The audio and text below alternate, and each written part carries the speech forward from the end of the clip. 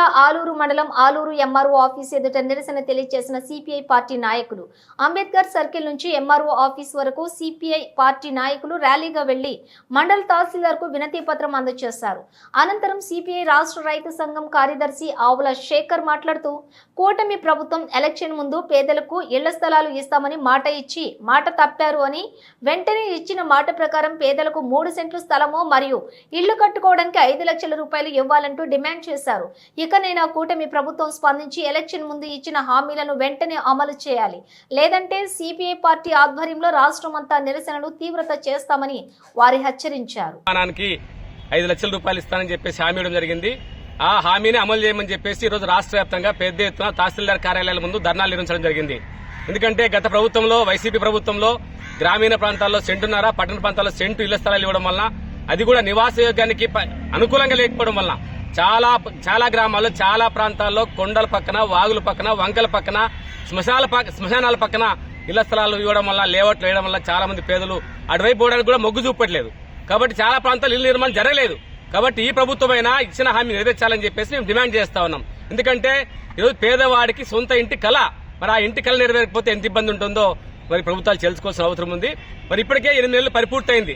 చంద్రబాబు గారు ఇంటి స్థలాల గురించి మాట్లాడడం లేదు. ఒకవైపు సూపర్ 6 హామీలు అమలు చేస్తానని చెప్తా ఉన్నాడు, అవి కూడా సరిగా అమలు చేయట్లేదు. కాబట్టి ఇచ్చిన హామీలు నెరవేర్చేంతవరకు భారత కమ్యూనిస్ట్ పార్టీ సిపిఐ ఆంధ్రప్రదేశ్ వ్యవసాయ కార్మిక సంఘంగా పెద్ద ఎత్తున ఆందోళన నిర్వహిస్తాం. ఈ రోజు ఇప్పటికే 2 దఫాలుగా ఆందోళన చేశాం ఇళ్ల స్థలాలపైన. రేపు రాబోయే రోజులు కూడా పెద్ద ఎత్తున మళ్లీ భవిష్యత్ కార్యక్రమం రూపొందించబోతా ఉన్నాం. అందుకే ఈ రాష్ట్ర ముఖ్యమంత్రి ఎన్నికల ముందు ఇచ్చినటువంటి హామీ చాలా మంచి హామీ ఇచ్చాడు. గ్రామాల్లో 3 సెంట్లు ఇస్తానని, పట్టణాల్లో 2 సెంట్లు ఇస్తానని చెప్పేసినటువంటి హామీ చాలా మంచి హామీ.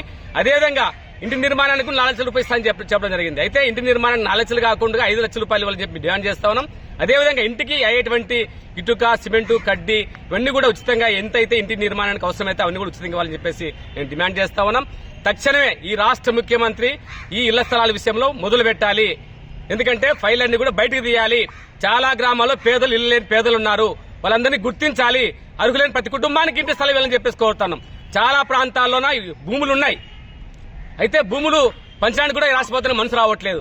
మరి దాదాపు ఈ రాష్ట్రంలో 35 లక్షల ఎకరాల భూములు ఉన్నాయి. గత వైఎస్ రాజశేఖర రెడ్డి గారు ప్రభుత్వంలో మరి కోనే రంగారావు గారు భూ కమిటీ సిఫార్సులు ఆ రోజు చెప్పడం జరిగింది. ఆ కోనే రంగారావు భూ కమిటీ చెప్పింది ఏంటి, ఈ రాష్ట్రంలో ఉమ్మడి రాష్ట్రంలో దాదాపు 1 కోటి ఎకరాల పైగా భూమి ఉంది. ఈ భూమి అంతా కూడా పేదవాళ్ళకి పంచితే మంచి ఉపయోగం ఉంటుందని చెప్పేసి, ప్రతి పేదవాడికి 2 ఎకరాల భూమి వచ్చని చెప్పేసి, ప్రతి పేదవాడికి ఇంటి స్థలానికి 5 సెంట్లు ఇవ్వాలని చెప్పేసి స్పష్టంగా సిఫార్సులు చేయడం జరిగింది. ఆ కోనే రంగారావు భూ కమిటీ సిఫార్సులు అమలు చేయమని చెప్పేసి ఈ రాష్ట్ర ముఖ్యమంత్రి చంద్రబాబు గారిని కోరుతా ఉన్నాం.